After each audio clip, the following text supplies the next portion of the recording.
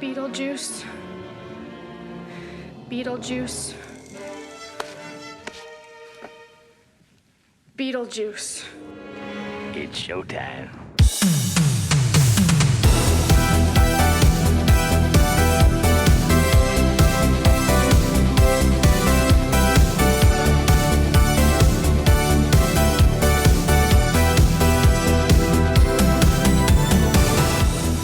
Welcome back to another episode of Two Rad Dads. I'm Matt. I'm Sean. And this week we have something special. That's right, little Two Rad Dads at the movies. Yeah. Get your popcorn ready. Due to the release of a new movie that neither of us have seen yet, we decided to go back to the original and watch it with our family. It was it was a great night. We all got together and we did watch this movie. Had some candy and popcorn and Chinese food and pizza. Yeah, and it's a good time. It was, So and believe it or not, I think all the kids enjoyed it.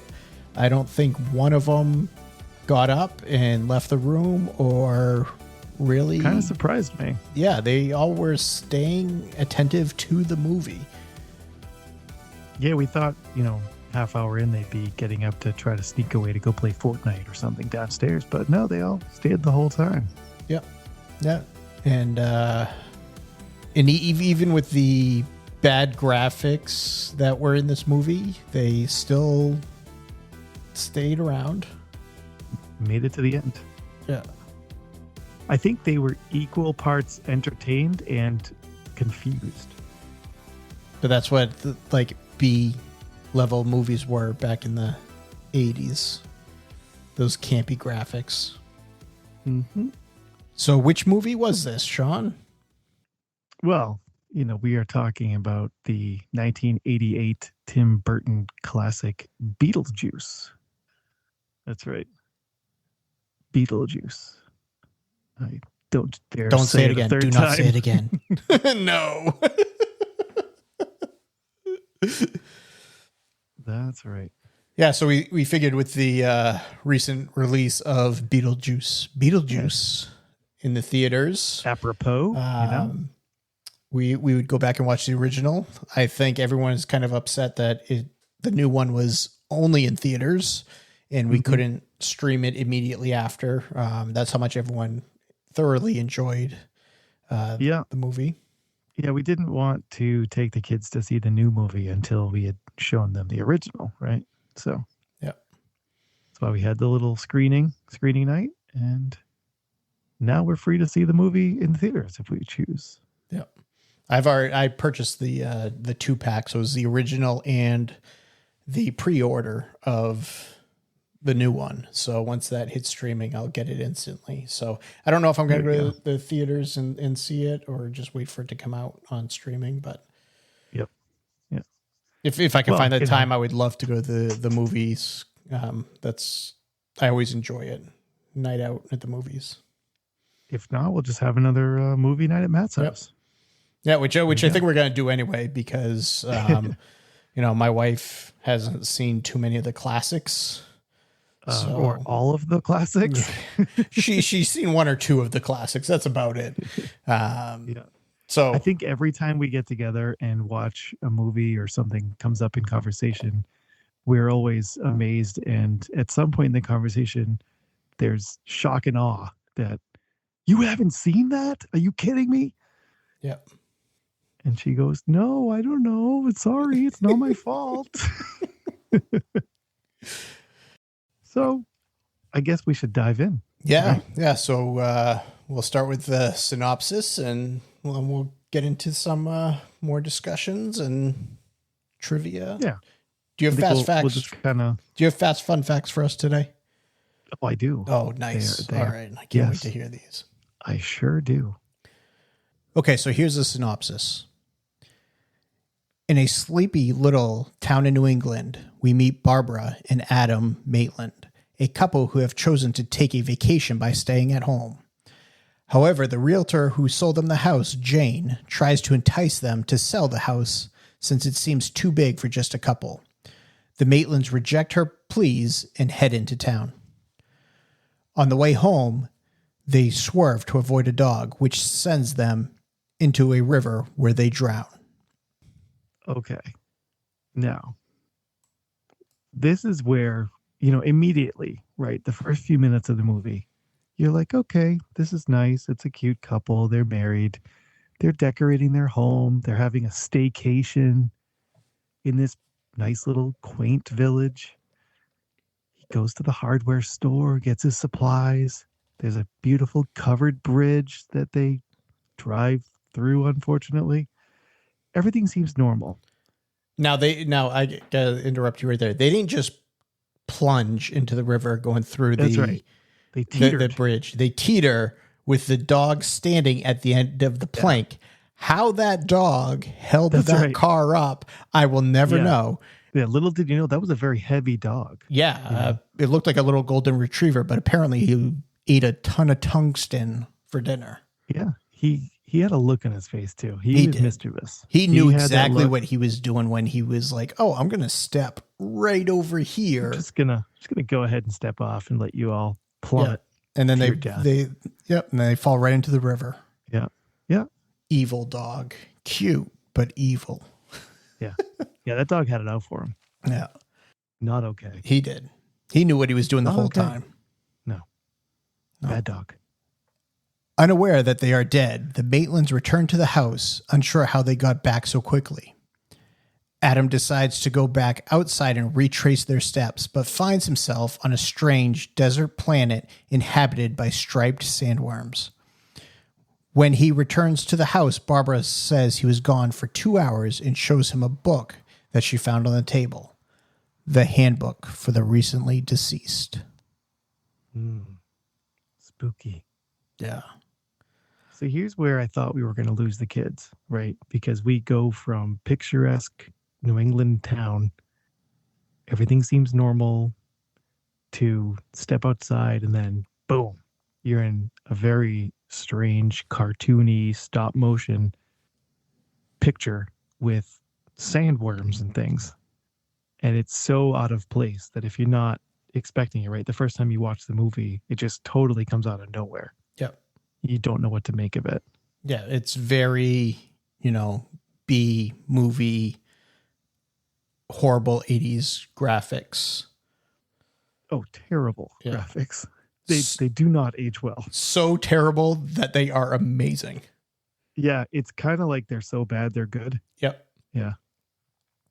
I don't know if that was an artistic choice or if it's just really just the time period or a little of both. So from what I had read, it was a decision by Tim Burton, partially due to the almost zero budget he had for this. Yeah. But he made the decision that I am going to make this a campy B-movie graphics. Well, because it's not even live action. It becomes like stop motion, right? Yes, there was stop motion in it. Yeah, so that's where there's such a disconnect there that you can't help but think that it was intentional. Yeah. Yeah. So anyway, yeah. Yeah, so even though he had been gone for less than a minute, Barbara claims that he had been gone for 2 hours. She and Adam notice that they now lack reflections in a mirror, and they discover a handbook for the recently deceased and realize they did not survive the drowning. I gotta be honest, they were extremely calm for realizing that they were dead. Yeah, it was just they took that like nothing. Yeah, they're just standing in the mirror and being like, "Oh, hey, look at that! No reflection. This little object is just floating in the mirror." How about that? Yeah. You want some cream in that coffee? Yeah. Like what? You're not going to stop and think about that? Lament even a little? Yeah. My God, they just immediately were just like, "Oh, all right, well, moving on." Yep. Yeah, and that's how they acted pretty much through the entire movie. Like they didn't really care. They didn't care if they were dead or alive. Yep. They just wanted to be together. Oh, sweet, right? Yeah. And left alone. Yep. So time passes relatively quickly, and soon the Maitland's house is sold again under Jane's watchful eye to the Dietzes, a New York family composed of Charles, Delia, and their daughter Lydia. While Charles wishes for a quiet respite from the hustle and bustle of New York, Delia can't stand the simple life and hires a decorator named Otho to make the house more livable and more to her tastes. That's right. She hates it immediately. She walks in and it is not her style. She needs super 90s modern look, sleek, weird colors, patterns, glass block. It was something. It was intentionally over the top, right? Just to show how obnoxious she kind of was. Yes. This was almost the precursor to Catherine O'Hara's role in Schitt's Creek. So is it the same character? It kind of is, right? It's really similar. Are they linked? Schitt's Creek I don't know. is linked to Beetlejuice? Is this like a new fan theory we're introducing? Oh man, this is unbelievable. Okay, I don't Let's think that. deep dive into this in a whole other episode. I wouldn't go that far so much No, to, I'm to just say she just plays that type of character very well. Yeah, Yeah. she does. She plays someone you like to dislike very well. Exactly. Yeah. Yep. Charles is more old-fashioned. He likes the quiet. He keeps the office as it was. Now, Jane. Can we talk about Jane? Yep. Not a fan of Jane. Nope. What is she doing? How many times has she sold this house? A lot, it seems like. She couldn't even clean it out. They just sold it as is. I mean, you get a couple of dead people in town. This is a town that probably has, 30 residents? I mean, let's be real. They know each other. And they're just going to be like, you know what? We'll leave it as is. We're going to sell it as is. No one's going to go in, clean their stuff out. It's really strange. It seems like she makes all her commission and living off of this one house. She just keeps flipping it and flipping it. After she sells it, it's like, oh no, this isn't good for you. I'll sell it. Is she related to one of them? Why do I seem to recall? Is she like a sister or something? It kind of feels like she is. I'm not sure. That would make it worse. That'd make it even worse, right? Yeah. Because, I mean, otherwise, who's authorizing her to sell it in the first place? Right. But, that's even worse if she's just like, no, I'm abandoning all of their stuff. Don't care. I'm here for the paycheck. Yep. Yeah. Yeah. Come on, Jane. Yep. You could do better. So Adam and Barbara try to scare the Dietzes, but all their efforts are for naught, as it seems that the living can't see the dead. They take refuge in the attic where Adam locks the door. However, Lydia finds a skeleton key and tries to open the door. As Adam and Barbara foil her attempts, a TV in the attic comes to life, advertising the services of someone named Beetlejuice, who claims to be able to scare the living. Mm-hmm. I don't know if they they were actually trying that hard to scare the Dietzes, because they were doing just the classic dumb, let's put a sheet over our head type stuff. Yeah. They clearly were not reading the handbook. Yeah, they definitely, it was a half-hearted attempt at scaring them, Because again, they didn't care if they were living or dead. So yeah, they tried once and then they were like, I guess this isn't working. Yeah, they didn't try very hard. no. And I mean, consulting the handbook, they barely looked at it. Right. They were just like, oh, I gotta read. I mean, they were like you doing a book it project. Yeah. Yeah. Soccer halfback. Yeah. Just sign the paper and pretend I read it. Yeah. Yeah. So consulting the handbook, Adam creates a door. It's probably the only time that he really consulted the handbook. It's the one page he looked at. Yep. That takes him and Barbara to a waiting room in the afterlife filled with others who have met rather gruesome fates. They are shown to a special room which reveals their home after it has been redecorated by Delia and Otho. It is here that they are introduced to their caseworker, Juno, who chastises them for their haunting methods and cautions them not to take the advice of the person that they saw on the television. Mm-hmm. Yeah, she names him specifically. Well, doesn't say his name, but says you do not want to consult that guy. Yep. I know him. He's bad news. Yep. I love how she like reamed them out though for their haunting methods. Yeah, it is pretty funny. And honestly, the waiting room scene is great. Yes. You see all the interesting characters, and as you go through, the government bureaucracy thing is kind of funny, but at the same time, I think I definitely would have been a little more perturbed than they were Yep. in that instance. But yeah, and I believe she tells them that they're stuck in that house for 125 years, right? Yes. Such an arbitrary number. Why 125 years? I don't know. Very strange. Returning to the house, Adam and Barbara dress up in sheets to try and scare Charles and Delia, but their attempt fails again. Annoyed with the spooky noises, Lydia finds them, and the two are amazed when they remove the bed sheets and realize she can see them. Lydia reveals that she found their handbook and found a passage that explains how live people ignore the strange and unusual, something she considered herself to be. Right. It's almost like she believes so she can see. Yeah. It's like the Polar Express, right? The kids who believe they can hear the bell. Yeah. The adults, not so much. It's kind of like that. Yep. The Maitlands enlist Lydia to help get the Dietzes out of their house, but no one believes her. Not sure what to do, Barbara notices something in the model of the town in the attic, a glowing light around a small grave that appears to belong to Beetlejuice. Mm-hmm. She says his name 3 times, and she and Adam are whisked into the model where they unearth Beetlejuice's body.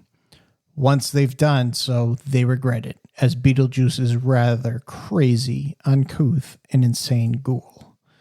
Turned off by his personality, they resolve to scare the Dietzes themselves. That's right. So they finally meet this guy. This is the first time that they've actually interacted with him in the movie. So we've barely seen Beetlejuice to this point in the film. Yeah, so we're probably, good 35 minutes into the movie. Yeah, we're like a third of the way through. And we've only seen Beetlejuice for about 30 seconds. Yeah, very little. So we're finally actually introduced to who he is, right? And he's crude, he's disgusting, filthy, and they're immediately turned off. Yeah. But it's like, yeah, what did you expect? Yeah. You're dead. You went to this crazy afterlife waiting room, waited for your quote unquote caseworker, and the one person who's supposed to be, guiding you along this journey here tells you specifically, explicitly, that is the one person you do not want to see. And what do? Hey, come on in, bud. Let's go. They can't get out of their own way. Yeah, in literally like 10 seconds after they unearth him or whatever, they're like, oh, crap. Yeah. It's like, they didn't even, she was right. Yeah. Like they didn't even give him a chance or anything. It's just like, oh, crap, we made a mistake. It's like, well, at a dinner party, Delia throws to show her sculptures and other art pieces. The entire group ends up singing the Banana Boat song. Hey, yo. And the shrimp dish in front of them turns into grasping hands. The Maitlands think that they've finally succeeded, only to find that their antics have actually amused the Dietzes. The Dietzes send Lydia to bring them down, and when they refuse, everyone clamors to the attic demanding that the Maitlands show themselves. They find no one there, but Charles is entranced by the miniature of the town, and Otho finds and takes the handbook. Mm-hmm. That is such a great scene. The Deo scene. Yeah. It is so completely unexpected. You're sitting there watching, you're like, how are they going to scare them? They're obviously trying to scare him away. And then she just starts singing. She's possessed. Yep. And then they all start singing and dancing. It's so bizarre, so campy, but it's so good. Yeah. Yeah, it's one that like everyone refers to all the time, that one scene. And it's such a strange musical choice, but it works perfectly. You're in this middle of this horror comedy and we're just going to break out some calypso tunes. Sure. Yeah, so what I had heard is that was not the original song. I forgot what song it was, but I believe it was Catherine O'Hara that had brought it up to use the Banana Boat song. Yeah. I mean, it works great. And that was such a great choice. Just because it goes with the whole like off the wall aspect of the movie. So if they'd used something that was like more mainstream, I don't think it would have worked. Yeah, and I guess it goes with the crazy dancing and, you know, the opening of the song, you know, really works well too. Do you know why it's called the Banana Boat song? I do not. So it's a Jamaican tune, which was sung by dock workers who were loading bananas at night, waiting for daybreak. When their boss would come, the tally man would come, count their bananas to give them their paycheck, and they could go home. That's why they were waiting for day. Oh, so there you go. It's a little early fun fact for you. Yeah, that is a fun fact. I didn't even plan that one. So leaving the attic, Charles feels that there is a lucrative business venture just waiting to happen. However, his cheerfulness turns into horror as Beetlejuice transforms into a large snake, freaking out the family by knocking Otho down the stairs and dropping Charles to the floor below. Barbara manages to call the snake off by uttering Beetlejuice's name 3 times. Lydia is distraught, thinking that the snake was Maitland's intending to do more than just scare them.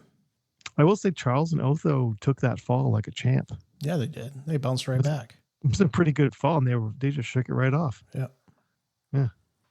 So the Maitlands are brought before Juno again, who takes them to task for breaking a number of rules, having photos taken of themselves, letting Beetlejuice out, and letting Otho get a hold of the handbook. Juno encourages the Maitlands to work harder to scare the Dietzes, and Barbara and Adam contort their figures into grotesque forms. However, Barbara has some apprehensions as she likes Lydia.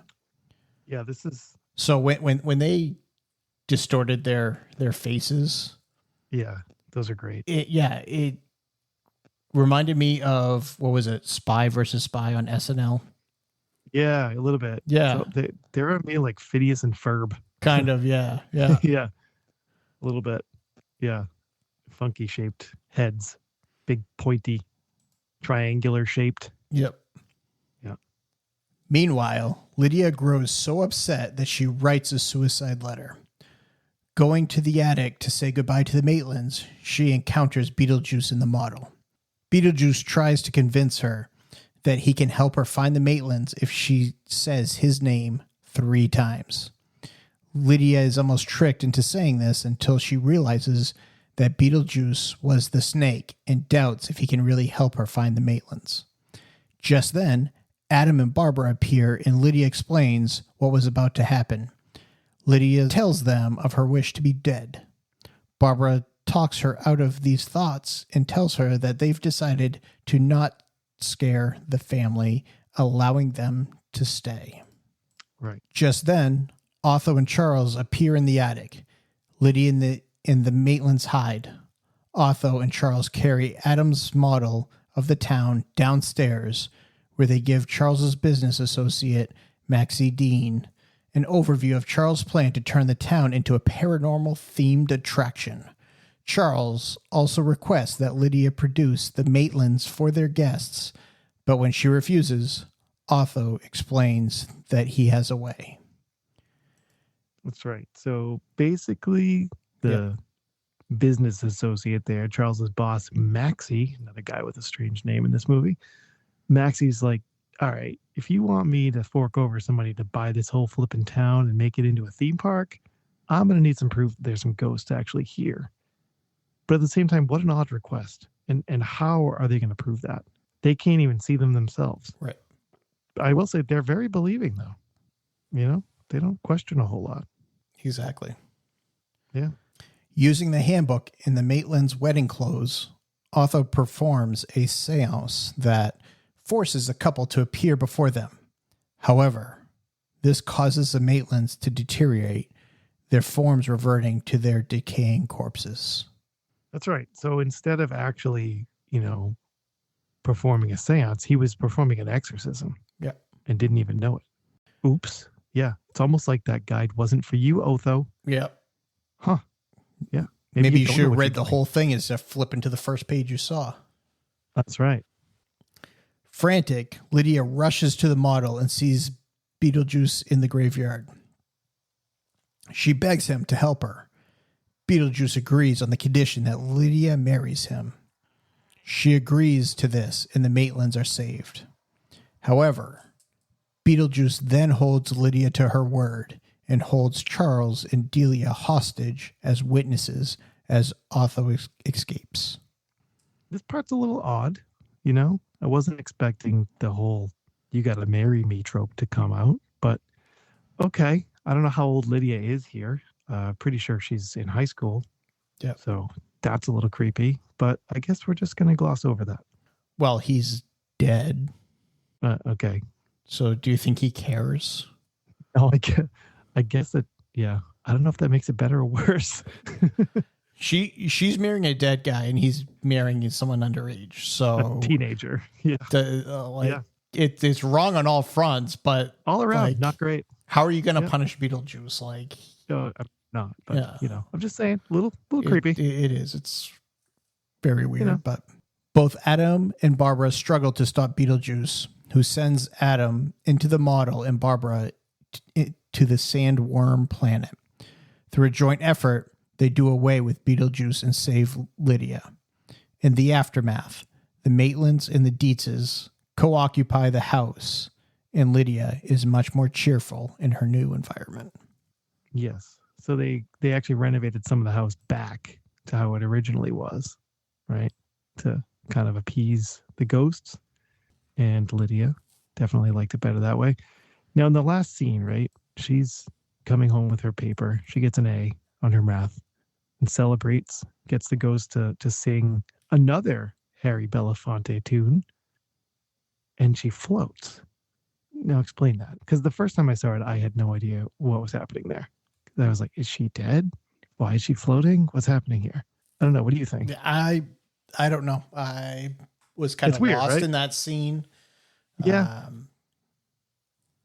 Because it doesn't really go with anything else. Like none of the humans are able to do supernatural things through Right. the movie. So it's odd that she'd suddenly have the gift of flight out of nowhere. I don't know. Maybe other people have better theories out there. I'd be happy to share with us. Yeah. But all in all, it's a happy ending to a very, very odd movie. It is. It is like I hadn't seen this movie in a long time, and I hadn't either. like I obviously caught bits and pieces of it because it plays all the time during Halloween and all Mhm. that stuff. But like to actually sit down and watch the entire thing from start to finish, I had forgot how weird it is. And Yeah, I definitely forgot how weird it was too. I completely forgot. You know, a lot of it, you know, I remember the overall story, but watching it again and, you know, 20 years older or whatever, I definitely found it to be more strange than I did when I was a kid. yeah, and I absolutely I love the aesthetic of the movie. I love the campy graphics. Yeah. I love, you know, the cult classic campy movies of the 80s and 90s. Like I love them. So this fit right in for me. It's not bad. It's good. It's still good. You know, it's still a classic. I can't say that this is one of my favorite movies. Right. But would I watch it again? Yes. I mean, I bought it, so obviously I'll watch it again. Yeah. Yeah, it's a weird one for me. You know, it's one it's there, but it's not something I would actively seek out to keep watching again. But on the other hand, I don't dislike it. So I am interested in seeing the sequel, you know, just to see how they me too. wrap it up. I will watch the sequel. Yep. Yeah. I think it's great they have, you know, a lot of the original cast back for that. So I'm intrigued enough to want to go see that. But yeah, this one's a weird one. It's a weird one. I remembered it differently than it is. For sure. Yeah, same here. Hi, Augie here, one of the Rad kids, and I'm here for this week's trivia. Which stop motion character makes a cameo in the original Beetlejuice? I think I remember actually when I was a kid, I probably only saw the movie once, like full straight through, right, as a kid. And then I, like you said, I've seen bits and pieces here and there since then. But I think I remember the cartoon and Yes. the toys and all of that more than the movie itself, because the character was bigger beyond the movie. Correct. The character of Beetlejuice became huge, just a huge part of pop culture for a while. They had Burger King kids meal toys. Kenner came out with little Beetlejuice graveyard toys and things like that. And the cartoon I remember watching. There's all kinds of things. They've made a Broadway musical out of this. So it's definitely lived on bigger than the movie. Yeah, and I always thought it was more of a comedy than it actually is. Yeah, me too. And I think that's in part due to the cartoon. Yep. And in the cartoon, it's a little different anyways, because there's no parents in the cartoon.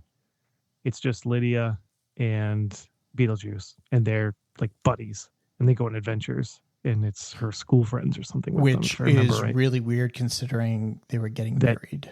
Yeah, that he was trying to do some things with her not that long ago. Yeah. Yeah, but now they've made amends, I guess. I don't know how that timeline works, but we'll go with it. Yeah. And honestly, I think that's probably partly why we misremember, I guess, some of the movie details because of that. Yeah, it's interesting. Yeah, I mean, overall, it was a success at the box office, and critically, it was pretty well liked. It made 75 mil, only cost 15 mil to make, so that's pretty good. Didn't flop or anything. I checked the Rotten Tomatoes score just out of curiosity. It's at 83% overall rating for approval. That's not bad. Yeah, and it won some awards. It won an Academy Award for Best Makeup, which I guess I could see. But you had some of the dead people and stuff like that. Yeah. So I could see that. And it won some Saturn Awards. Do you know what Saturn Awards are? I've heard it, but off the top of my head, I can't recall. Yeah, they're presented by the Academy of Science Fiction, Fantasy, and Horror. And it's voted on by the members, which include people like Spielberg, Vince Gilligan, James Cameron, J.J. Abrams, etc. So for that, it won Best Supporting Actress for Juno, Sylvia Sidney, and Best Makeup and Best Horror Film, actually. So it won a few of those awards. So the horror must have been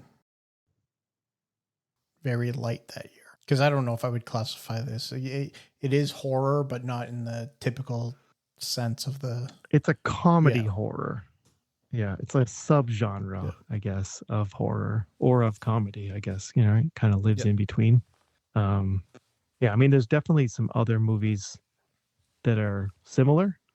And actually, there were several that came out around that time period, late 80s, early 90s. We definitely had a good number of these comedy horror movies come through. You know, we had The Addams Family. Yes. Remember those? I love came those. Out? We had Gremlins. Oh, the classic Christmas movie. Yeah. Ghostbusters. Yeah. You know, so there was a lot of these movies that were kind of straddling the fence between scary and funny. Yeah, so around the same time, like Goosebumps were popular. Yep. You know, there was a lot of things like that. Are You Afraid of the Dark was on TV. The Tales from the Crypt. Oh man, Yeah, there's definitely a lot of macabre influence at the time, for sure. Augie here, back with this week's trivia.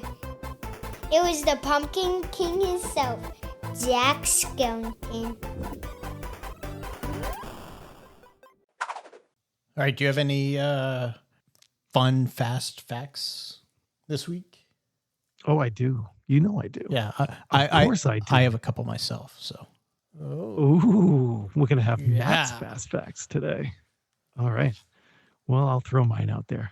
So, as we've said already, Beetlejuice, being the title character, was not actually the main character. He was not in the movie all that much. He was only in the movie for 17 and a half minutes out of the 92 minutes in length.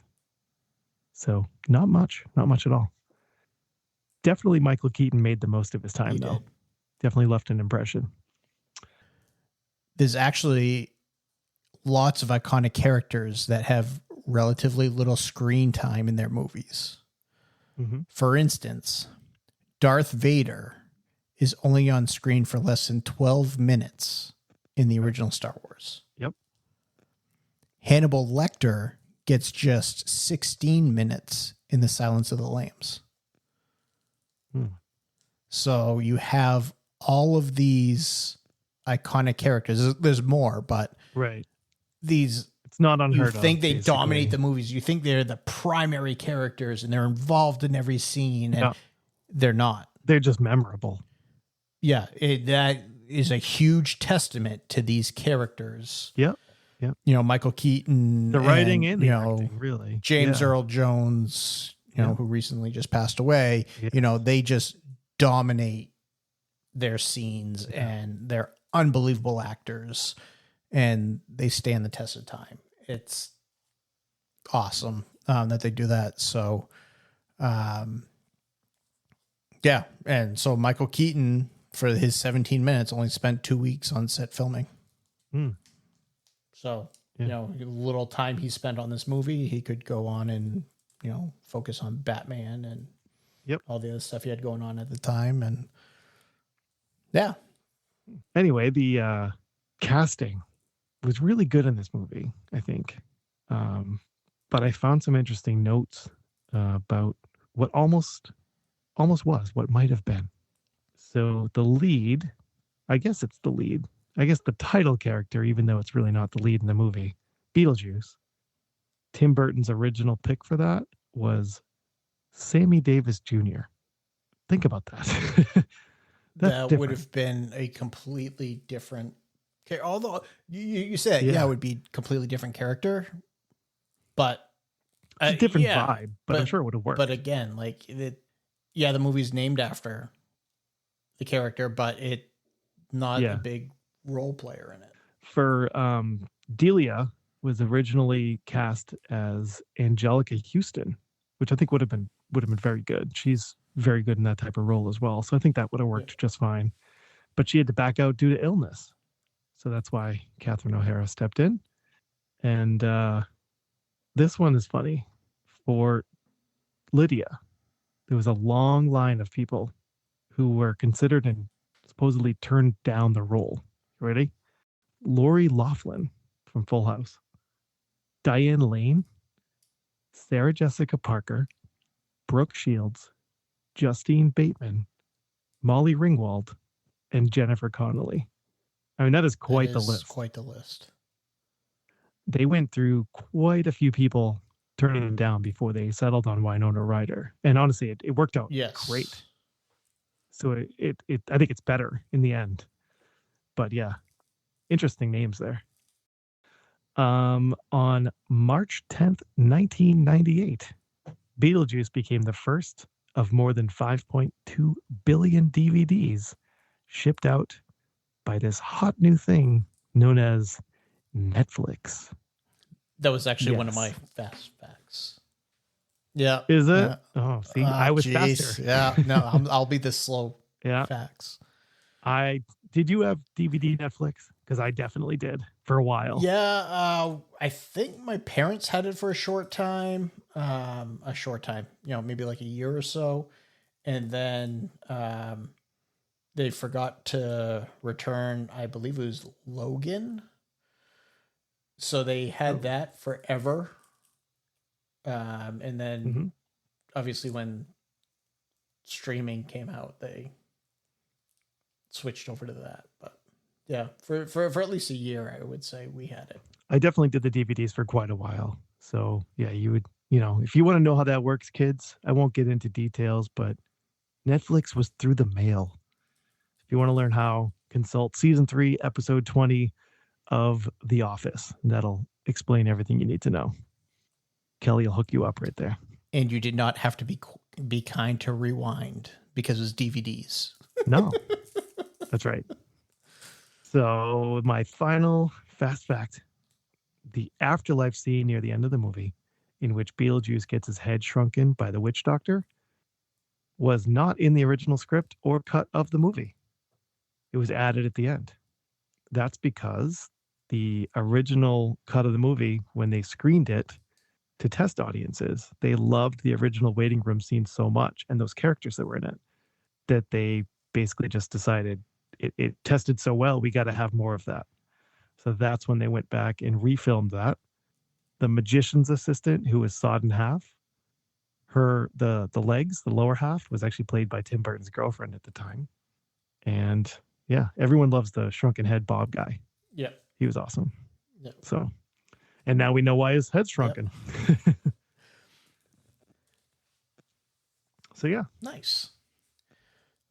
There's my fast facts. So for my slow facts, apparently, across the Netflix one off, Beetlejuice almost had a different title.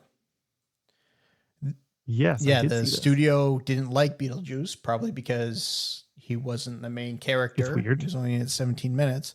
So they instead wanted to call the movie House Ghosts, claiming they did better with test audiences. Yeah. I mean, it is more about the Maitlands, right? The Maitlands are the house ghosts and they are the main characters. So I kind of get it, but I mean, boring. Yeah.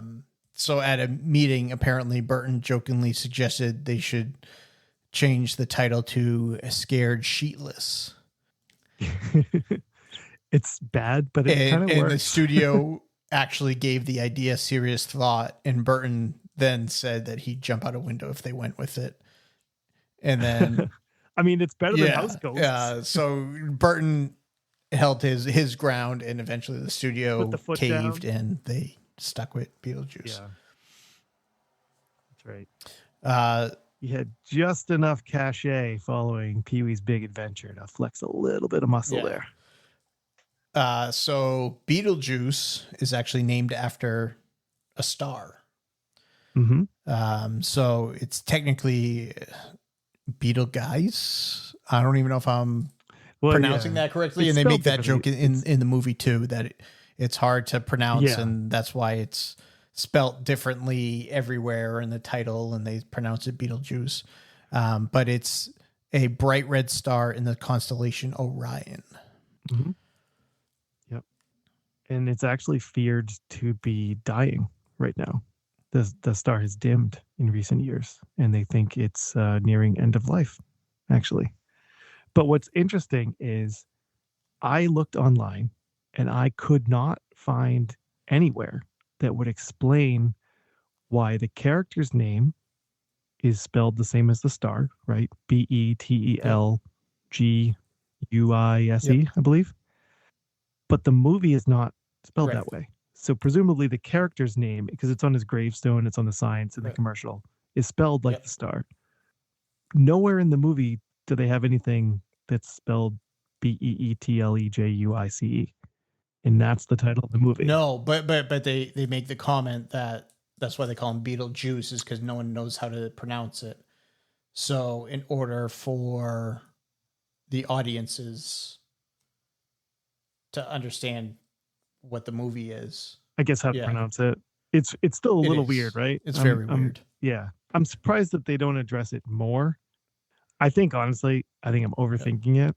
And it's probably just because the studio felt no one could pronounce the other way. So we want people to know what the movie's called so they actually go see it. Less intimidating that way. But yeah, it's funny that they didn't make it consistent. But then again, like you said, they do talk about that in the movie. So I guess I get it, but it bugs me a little. And then the last one I have, my last slow fast fact, is the meeting behind the red wedding dress. Oh. So what I saw was you might assume that was the red dress was part of Tim Burton's unique aesthetic for the movie. But many people think that it's actually a reference to a poem that dates back to Victorian times. Oh. The rhyme is meant to help young brides choose their dress color. It starts married in white, you have chosen all right. Married in gray, you will go far away. And in one line, it says, married in red, you'll wish yourself dead. Oh. Lydia actually mentions wanting to be dead, especially after she gets to know the Maitlands. Mm-hmm. The dress color could be a coincidence, but knowing how much thought Tim Burton puts into his films, Would not be probably surprised. Yeah. intentional. Yeah. That's pretty interesting. Yep. Hmm. So, our first movie review. Do we want to do our rankings of the movie? Oh. How would you rating rate scale? Ooh. I don't know. What's the scale? it? Well, let's do 1 to 10. 1 to 10 shrunken head guys. Yeah. How many shrunken This heads do one? you give this movie? Man, that's a hard one because this is a really unusual one. I'm going to give it 7 shrunken heads. A Nice. solid 7 shrunken heads. Yeah. So, because I love the campy, Mm-hmm. style movies. And when I watch movies, I try and push everything out and watch it based upon the time frame that they released it and what they were going for, and just sit back and not analyze too much about some of the awkward things. I would probably give this a 7.5, 8 shrunken heads. I mean, it's not one that I would go back and watch all the time, but if it was on, I would. Yeah, you wouldn't turn it off, would right? Let it go. Enjoy it. Yep. Yeah, it's solid for what it is, right? The type of movie and the time period, and that's really the only way you can judge it. Awesome. And like I said, the character lives on, Yeah, spun off into cartoons and all that stuff like you mentioned. So Yeah, one of them I didn't even mention, I just remembered, was Universal Studios. Did you ever see that show? They had a stage show hosted by Beetlejuice, and basically he introduced and brought out all of the classic Universal monsters. So it was Beetlejuice performing music and things and dancing with Frankenstein and all them. So I think I It heard was about it, pretty but good. I don't think I've ever seen it. it was actually really good. It was actually a really good theme park show, and it only closed a few years ago when they expanded to build their new Harry Potter area. So yeah, but that was a good show. I'm remembering that. Nice. So I think that just about wraps up this episode of Two Rad Dads. Yeah, put your snow caps down, your slushies. Snow caps. Man, your kids made fun of me for eating snow caps. Yeah, I don't think they knew what they were. I don't think they they've did ever either. seen them before. They, when they go to the movies, they just go straight to popcorn and Reese's, the pieces. Yeah. Right. Yeah. Or M&Ms, but Yeah, snow caps is always my go-to for your whatever. go-to. I don't know why, but I always Yeah. go to snow caps. I always went with the Junior Mints. I like Reese's Pieces and Junior Mints. Those are my movie go-tos. Yeah. I don't eat popcorn, so yeah. Nice. Anyway, Yeah. So a little insight into our movie candy preferences. yeah. So you can send us your movie candy preferences. You can That's right. message us on Instagram at Two Rad Dads or on Facebook at Two Rad Dads. Shoot Or us an email. Yeah, shoot us an email at tworaddads@outlook.com. Let us know what we got wrong. Tell us we're idiots. If we're idiots, I don't know. I mean, maybe we're way off base here. Yeah, Is this movie terrible? Is this ultimately a 10 and we're out of our minds for thinking it's not? Let us know. Yeah, and if you know why so Lydia was floating at the end, Yeah, that's still. Still, let us know, because I can't figure it out, and No. I'm not going to research it too much. But yeah, just shoot us an email, and we'll do a response episode for all the emails and stuff we got wrong, and all the insight. We'll do a fan episode here once we have enough for an episode. Yeah. Don't forget those 5-star reviews. Take a moment on whatever platform you're listening and go ahead and just give us a review. Let us know how we're doing. Let other people know that we're worth checking out and giving a try. I mean, still new at this, still feeling it out, but we're getting there. Yep. Yeah, we'll only get better with time. Yeah, and wherever there's a review, if you let us know it's there and we find it, we'll be happy to read it on air and give you a shout out. Yeah. All right. Well, that does it for today. Until next time. Stay rad.